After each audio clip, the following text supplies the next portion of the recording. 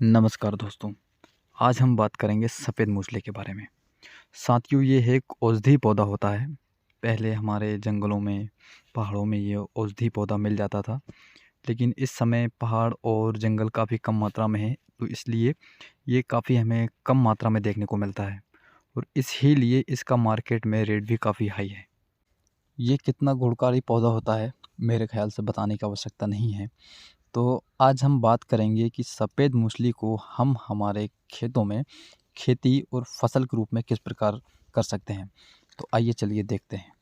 जो किसान भाई सफ़ेद मूसली की खेती करना चाहते हैं, सबसे पहले उनके मन में ये प्रश्न आते हैं। तो हम इनकी बात करते हैं, कौन से राज्य में खेती की जा सकती है, और आगे हम बात करेंगे ये फसल कब लगाई जाती है, कैसा मौसम चाहिए, मिट्टी कैसी होनी चाहिए, खेत की तैयारी कैसे की जाए, बीज के बारे में भाव और किस्में, बीज कहाँ से मिलेगा हमें, लगाने की विधि, खाद के बारे में, सिंचाई, रोग, कटाई, मार्केट के बारे में और मूसली की खेती के फ़ायदे, इन सारी चीज़ों के ऊपर हम चर्चा करने वाले हैं।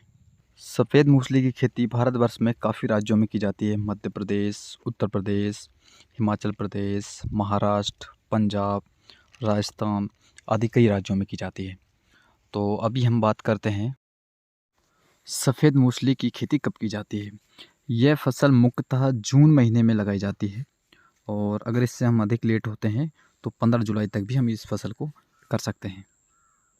इस फसल के लिए मौसम कैसा होना चाहिए, तो हम मौसम की बात करें तो तापमान 15 डिग्री से 35 डिग्री सेल्सियस के बीच में होना चाहिए और वर्षा की बात करें तो 50 से 150 सेंटीमीटर के बीच में होना चाहिए। हम मिट्टी की बात करें तो इसके लिए मिट्टी काली मिट्टी और दोमट मिट्टी होती है, ये काफ़ी उपयुक्त मानी जाती है।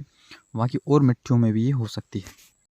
खेत की तैयारी कैसे की जाए, अगर हम खेत की तैयारी की बात करें तो हम और जो फसल लगाते हैं उसके लिए भी हम खेत की तैयारी करते हैं। खेत में 2-3 बार कल्टीवेटर से गहरी हकाई की जाती है और इसमें गहरी हकाई करने के बाद में हमको 1 एकड़ में 6 से 7 ट्रॉली गोबर का पका हुआ खाद डालना चाहिए और इसके साथ में कुछ बताते हैं जो विशेषज्ञ कि इसमें कुछ मात्रा नीम की खली की भी होना चाहिए।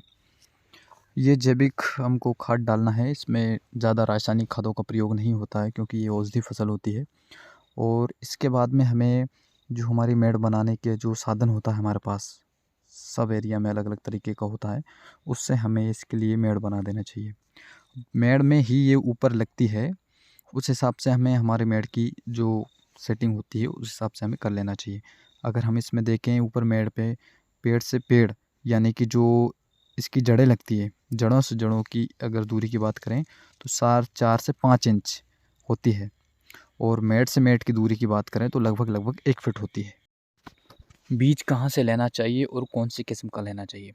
बीज हमें हमारे एरिया में जो किसान भाई पहले से ही कर रहे हैं तो उनसे ही संपर्क करके उनसे ही लिया जाए।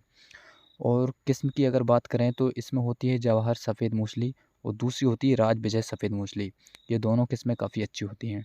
इनको अगर हम बात करें तो कितने में मिलती है, ये 500 से लगा के 1500 रुपये प्रति किलो के हिसाब से मिल जाती है और 1 एकड़ में 4 कुंटल से 5 कुंटल के लगभग में बीज हमारा लग जाता है।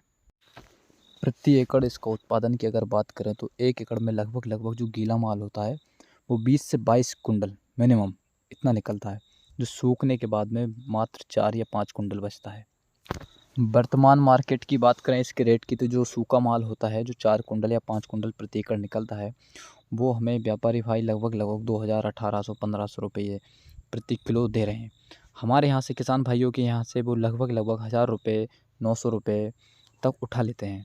अगर इस हिसाब से जोड़ा जाए 4 का तो भी काफ़ी हो रहा है और इस हिसाब से हमको लगभग 1 एकड़ में काफ़ी प्रॉफिट हो जाता है अन्य फसल के मुकाबले। अगर हम बात करें कि ये फसल कितने समय की होती है तो ये फसल लगभग 4 से 5 महीने की होती है। बरसात में होती है, सबसे अच्छी बात ये है तो हमें पानी देने की समस्या नहीं रहती है। जिन किसान भाइयों के पास पानी की समस्या है तो इसमें ऐसी कोई समस्या नहीं रहती है पानी देने की। अगर बरसात में थोड़ा लंबे समय तक पानी नहीं आता है तो हम एक आध बार बीच में निकाल सकते हैं। हमें ऐसे खेत का चयन करना है जिस खेत में पानी का भराव ना हो, जहाँ पर पानी इकट्ठा ना हो। ऐसा खेत ही रखना है जहाँ से पानी गिरता है और निकल जाता है। अब बात करते हैं जब हमारी फसल कंप्लीट हो जाती है तो इसको बेचे कहाँ।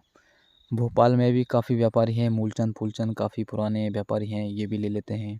अगर बात करें तो आगे इंदौर होती है, और अगर यहाँ भी ना बिके तो मंदसौर नीमच में ये है एक औषधि की ही मंडी है, जहाँ पर आप ले जाएंगे तो वहाँ पर मंडी में जो भी रेट रहेगा उस रेट के हिसाब से आपका माल बिक जाता है। किसान भाइयों को अपनी आय दोगुनी करने के लिए सरकार के भरोसे नहीं बैठना है। अपनी परंपरागत खेती को छोड़ के कम मात्रा में, ज़्यादा ना सही, कम मात्रा में ऐसी टेक्निकल खेती ज़रूर करना चाहिए, जिससे कि 2 पैसे की इनकम अधिक हो सके।